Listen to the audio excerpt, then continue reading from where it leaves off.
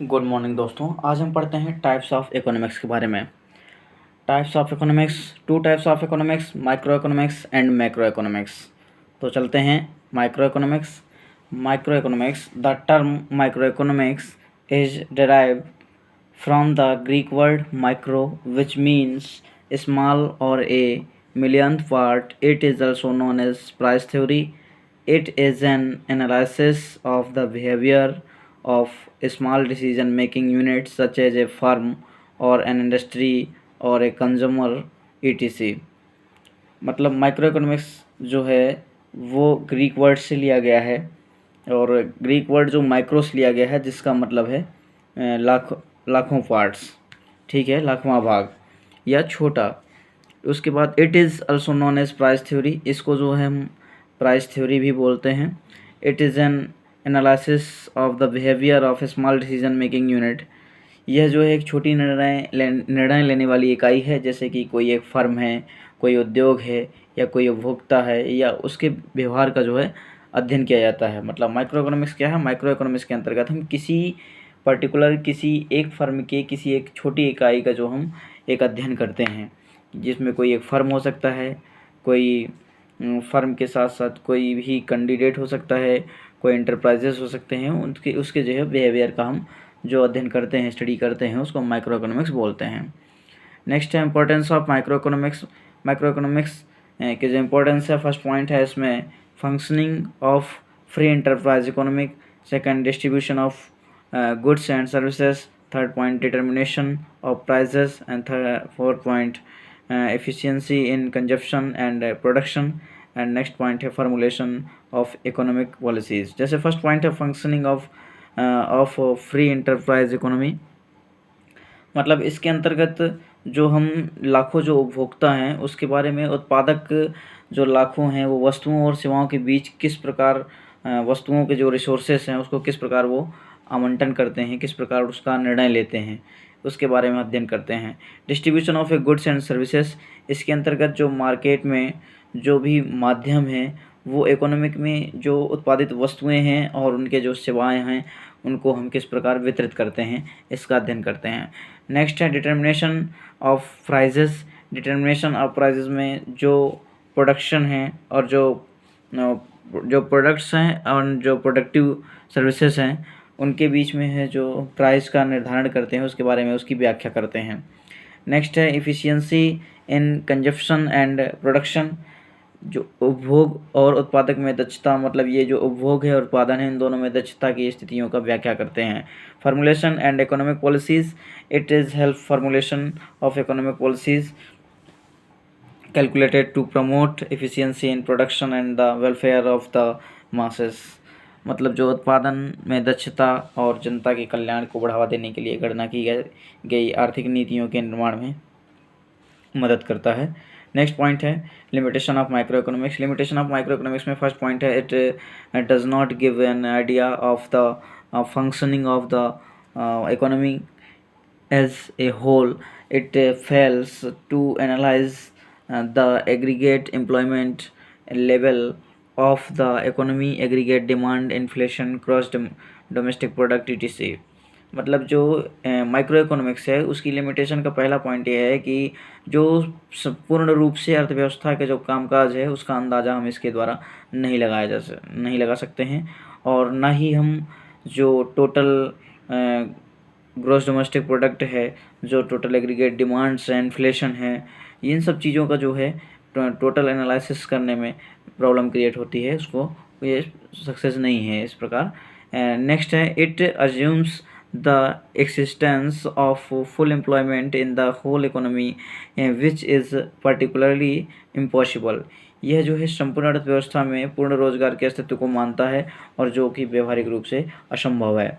Next है micro economics analysis the economic behaviour of any particular decision making unit such as a household और a firm.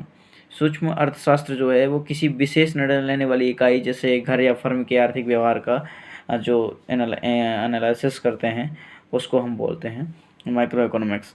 Next point है micro economics studies the flow of economic resources और factors of production from the households or resources on owners to business firm, and the flow of goods and services from business firm to households। जो सूक्ष्म अर्थशास्त्र है उसमें जो घर या संसाधन मालिकों से व्यावसायिक फर्मों का एक आर्थिक संसाधन या उत्पादन से कारकों के प्रवाह का व्यावसायिक फर्मों से घर तक वस्तुओं और सेवाओं के प्रवाह का जो अध्ययन करते हैं। नेक्स्ट पॉइंट है, it studies the behaviour of individual's decision making unit with regards to fixation of price and output and its reaction to the changes in demand and supply conditions, hence microeconomics is also called price theory। यह जो है कीमत और उत्पादन, जो price है and जो production है उसके निर्धारण में जो है संबंध को व्यक्तिगत निर्णय लेने के लिए, उसके बिहेवियर के लिए, और जो उसकी डिमांड है उसकी सप्लाई के लिए, उसके बारे में जो है सारी चीज़ों का जो अध्ययन करते हैं हम, उनकी प्रोसेसिंग का, उसको हम जो है प्राइस थ्योरी भी बोलते हैं। मतलब प्राइस का फिक्स जो करते हैं वो माइक्रो इकोनॉमिक्स के अकॉर्डिंग ही करते हैं। नेक्स्ट है, studying any one of all the activities done by humans is called micro economics.